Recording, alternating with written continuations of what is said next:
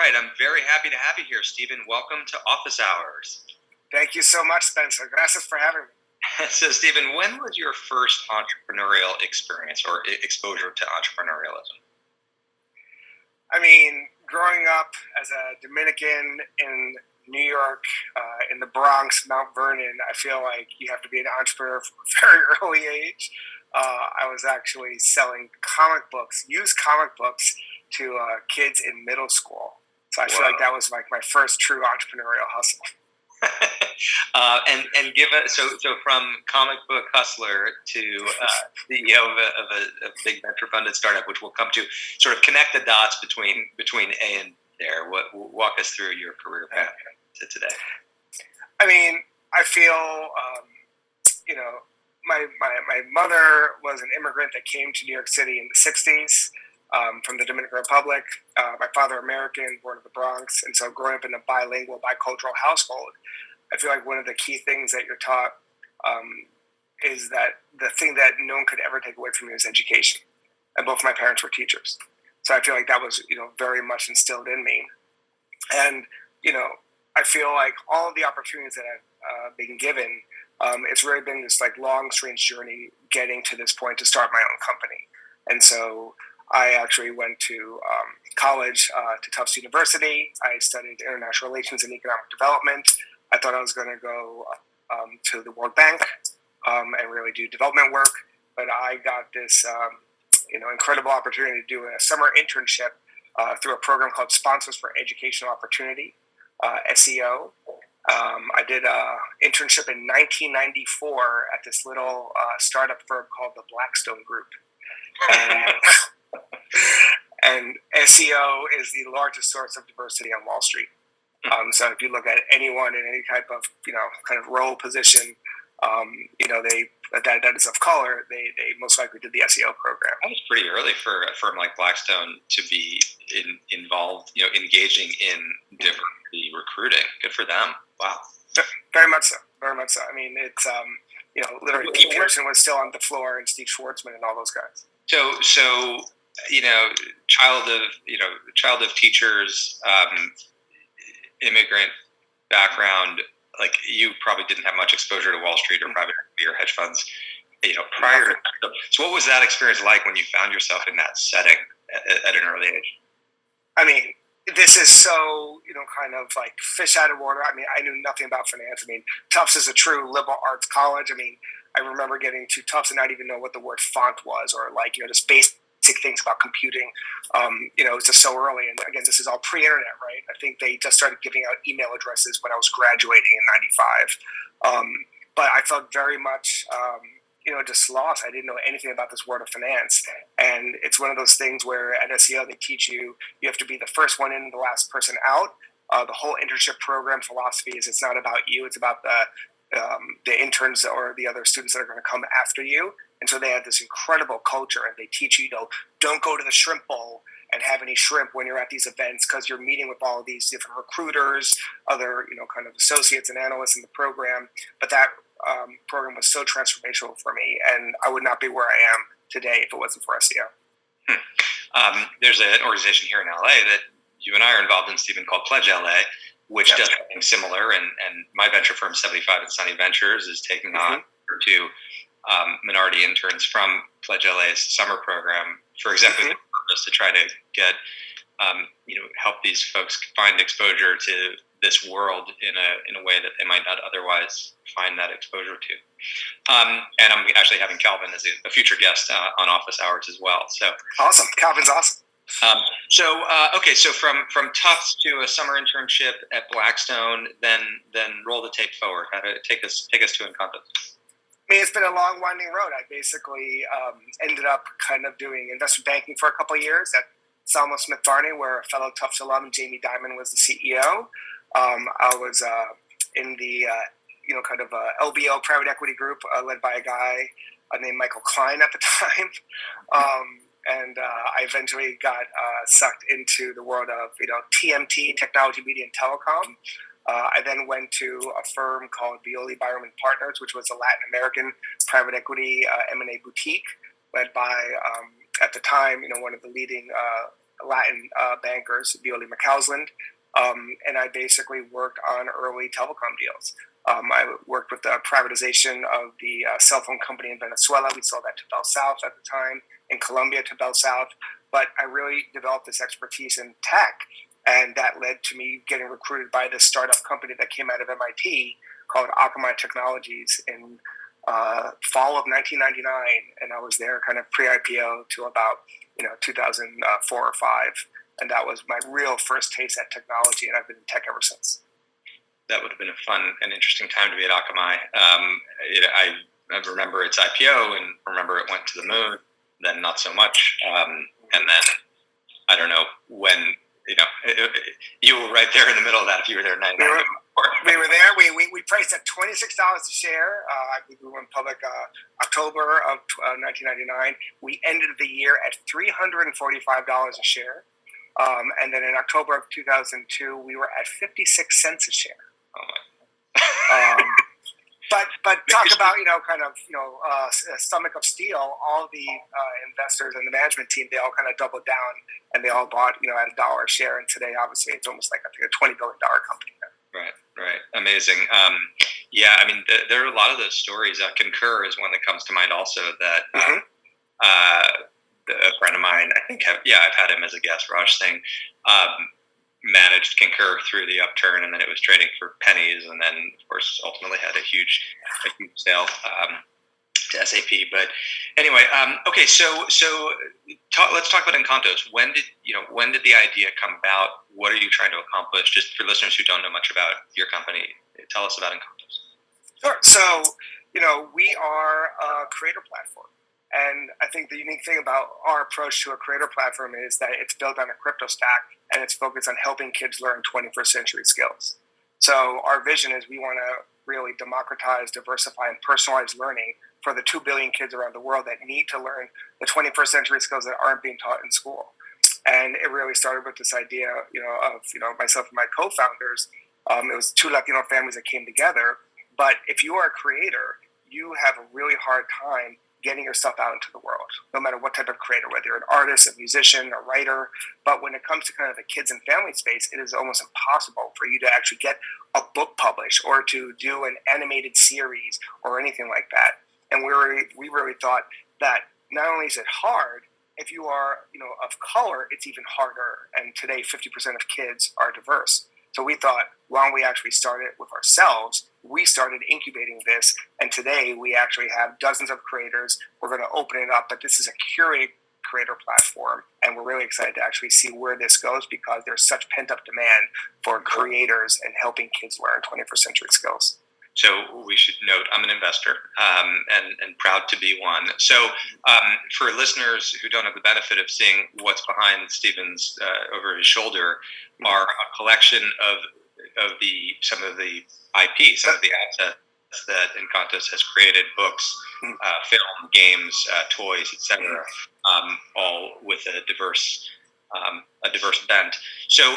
But when I'm looking at those books over your shoulder, for example, and I'm seeing kids' books written for in Spanish for multicultural audiences, or families that are interested in giving their kids a multicultural experience, those are not created or written by Encantos. Those are written by others.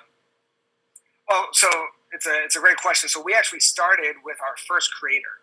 And we actually call it creator story teachers because we think that kids learn best through play. They learn through story. And that's how, humans have learned since, the dawn of time, right, through storytelling. So we wanted to really have a playful learning approach, and it's actually grounded in learning science. But the whole idea of, hey, we want to bring something to the world that would really resonate. And it was actually my co-founder, Susie Jaramillo, who came up with the idea of Canticos. So here's a creator who had an idea to create IP, and it was around helping kids learn how to speak 2 languages, to be kindergarten ready in 2 languages. It just happened to be English and Spanish. And that has effectively have been our MVP. So that's what we've been, probably most known for, because that IP took off. It is Emmy nominated. It won, multiple Kid Screen Awards, beating out Sesame Street. It got licensed by Nick Jr. And so there's this huge fan base, and it's not just for Latinos. It's actually English and Spanish. So because of that bilingual nature, you have Latinos that are seeing something that is culturally authentic, created by a Latina creator. So it has all the authenticity and the nursery rhymes and songs that they love and grew up with, and in a multi-generational way from abuelita, to mom and dad. But then you have non-Latinos. I mean, when I was living in the Bay, there was a wait list for the bilingual preschool. So, everyone knows that having your kids learn another language makes them smarter. And I feel like this was the first IP. But the beauty is when we open up our platform to creators around the world, it could be anything. It could be a creator that wants to teach Black history. It could be you, Spencer. Maybe you want to help teach entrepreneurship. Someone that wants to teach financial literacy. I mean, there's so many things. I mean, the opportunity is so huge because everyone has something to help kids learn. So let's say I come to Encantos and say, hey, I want to write a children's book about entrepreneurship in English and Spanish, and specifically on diverse entrepreneurship. What happens next? How do we collaborate and create that content together, and you all distribute it? Well, the beauty is we are really trying to have the full suite of services for a creator. And so, to be clear, this does not have to be in English and Spanish. That just happens to be the first creator. Let's say you want to do this, just only in English. Or let's say someone, from India, would they want to do something in Hindi. Ultimately, we'll have all the languages. But if you just focus on one creator, we're right now working with this, incredible woman, Black creator. She, studied Black history in undergrad. And she is just really frustrated that there's nothing out there that actually explains Black history. Her frustration is like, there's slavery, MLK, and Obama. And that's all that's taught in school. And it's like, how is that possible? And I'm like, well, at least you got something. There's no Latino history taught at all. And half this country was Mexico, right? But she is here creating IP. And so I think the idea of what we've done is both digital and physical, because kids need blended learning. You're not going to have a kid in front of a screen, for so many hours in a day. Maybe it's for a limited period of time. So how do you continue the learning? How do you do a surround sound approach with digital and physical? So this creator is going to create IP, and the app that we have is a super app. It has a multimodal approach. So it's audio, video, books, games. However she wants to bring this IP of Black history to life, that is what she can create. And then if she wants to take it off platform, then we could actually help her create it as a book. It could actually be maybe licensing and merchandising. It could eventually maybe be even an animated series. But now think of the opportunity, and this is where kind of the crypto play comes in. Now think of a family that loves this creator and wants to support this creator, wants to actually do tipping to enable more content from that creator, actually wants to invest in that creator. That is, I think, the power of where we are going with this creator platform powered by a crypto stack, because this has never been able to be done before. And there's so many creators that want to own their IP, find an audience, and ultimately monetize that IP. So, sorry, describe the crypto angle in a little more detail. Sure. So let's say, this, we'll continue with this example of this woman, this creator, this story teacher, as we call her.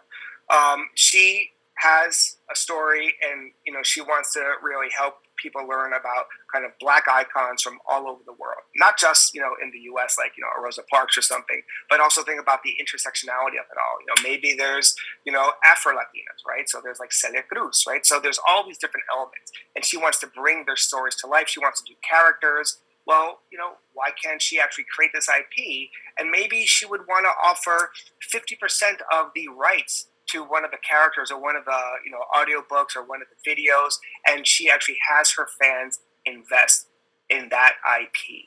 Now you actually have the community supporting a creator, and they want to see more of this. There's such a dearth of all of these types of stories. There's such a dearth of any type of content that's out there that might be for whether it's history, financial literacy, creativity, empathy, entrepreneurship, you name the subject area. But here is an opportunity for creators to really find an audience. That audience can invest in them, and the beneficiary are the kids. So she can NFT it. She could actually figure out all the different ways to monetize it. And now she's able to create even more IP, and she owns it. I mean, just imagine if you could have invested, discovered J.K. Rowling, when she was starting Harry Potter, supported her as a creator, and then benefited with all the upside. I mean, that is what we're talking about. When did you start Encantos? So I started this company with my wife, Nuria Santamaria, and my co-founder, Susie Jaramillo, who's Venezolana, and her husband, Carlos Hoyos, who is Colombian. They're both in New York. We're in LA. And we started the idea initially in 2016 with that MVP idea of the first IP, Encantos. We kind of proved that out, and then I joined full-time in March of 2019. So effectively, think of us as like 2 years old. And yeah, we're just really now getting off to the races. And when you started it, was it designed as a creator platform, or it was designed where you all were going to create the IP, entirely? To be truly transparent, I feel like a lot of these terms did not really exist back then in 2016. What we knew was here was a creator, my co-founder Susie, who went to Pratt, is a world-class artist, animator, illustrator, now Emmy-nominated director, and she had stories that she wanted to tell. She had a creator, kind of profile where she said, I want to bring this IP to the world, but the only options were to go to big media companies. They were like, oh, we love this idea. We'll pay you 3 pennies for it, and we own everything. We own all the rights. You get nothing. And when you see all of the things that happen traditionally in media, it's very rare that any creator gets to own their IP, especially women and communities of color. And so we knew that we were hitting on something that was such a raw nerve for any creator. And I think it took probably the next couple of years for us to kind of evolve and really understand the power of a creator platform, how to connect the two. And then ultimately, once you really saw crypto kind of, get a little bit more established and see other use cases. I mean, Royal just, they had a huge Series A led by Andreessen Horowitz, 55 million. That is kind of a great example of a platform powered by crypto, but it's being applied to music as IP. But we think that could be applied to any type of IP. So I'm interested in the venture funding route here, right? On one level, you're a creator platform with crypto; those are very in vogue. All those words stay out. On another level, you're an ed tech company focused on diverse audiences. Those are not as in vogue from a venture standpoint. So, how have you approached venture capital? How much have you raised, and just describe that journey for listeners. Sure. I mean, this is certainly not for the faint of heart. And, going out and, kind of raising capital, there really is no playbook. I feel that when we, really kind of approach this, I started to bootstrap it. And the whole idea was, how can we start this? How do we kind of, get something out there? And so we, working with Susie and Encantos as kind of, again, our MVP for all intents and purposes, we started with doing digital and physical. And we put some stuff on YouTube. We put out, kind of a very early version of an app. And we actually wanted to do the physical part as well. And we went to all the publishers. No one wanted to do it. And you couldn't even believe the things that we heard. Like, oh, Latinos don't read. Black and brown people don't buy books. Like, just incredibly offensive stuff. And so, like a true, kind of hacker, we basically reverse engineered and we became a publisher. We found the printer. I went down to Chronicle Books. I was like, what's the best looking book? Who's the printer? We figured out how to reverse engineer it, and we actually became a publisher. So we now have the ability to greenlight anything in terms of physical books. And now we have Macmillan as our global distributor, and it's a great partnership. But that was kind of us bootstrapping it. And it was really until Encantos started to take off where we started to have, millions and millions of views on YouTube. And I got approached by some of the streamers, and they were like, oh, we need kids and family content, and obviously we want diverse kids and family content because certainly the media companies know where their audience is. And I went to a friend of mine, Pam Kaufman, who at the time was the CMO of Nickelodeon, and she was like, "Well, why don't you do this with us?" So that's where we ended up getting licensed by Nick Jr. And by 2019, we had all this momentum. I was like, "Wow, I can't keep on bootstrapping this thing. I need to actually raise some capital."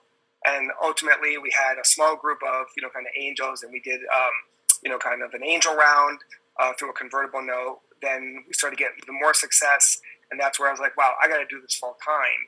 And so that's when we did a pre-seed round, another convertible note, and ultimately in 2020, it took, kind of this, global pandemic to make ed tech cool. And all of a sudden, everyone's like, holy cow, what the hell are kids learning? 9 out of 10 kids around the planet are stuck at home. And this whole idea of I'm going to take education into my own hands as a parent because they're not learning these 21st century skills at school. So I'm going to find ways to either do enrichment, supplemental, something at home. And that's where we really started to take off in 2020. And that's when Precursor Ventures, Charles Hudson led the Series Seed. And now, we're at a point where we have just probably one of the most diverse cap tables. 70%, 70, of our investors are diverse. I'm the outlier, I guess, as the white male. You are in the minority, my friend. My wife is Hispanic. So you're Latino by association. That's right. And one of the things that drew me to the business plan in the first place was the fact that as a parent in a diverse household with mixed kids, it's difficult to find content for them. There are plenty of Dora the Explorer books, and we have them all. And beyond that, it gets a little hard to find content. But here's the thing: Dora wasn't even done by a Latino, right? Like, it wasn't even a Latino that created that. And so here's a great example. Think about all the stories that are out there. I mean, the amount of creators around the world, and it's not just diverse. I want to be clear. This is for anyone, right? I mean, anyone that wants to help kids learn.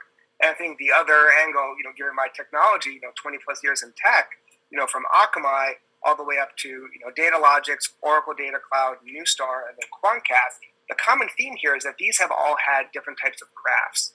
I mean, Akamai was a content graph, right? Datalogics had a purchase graph.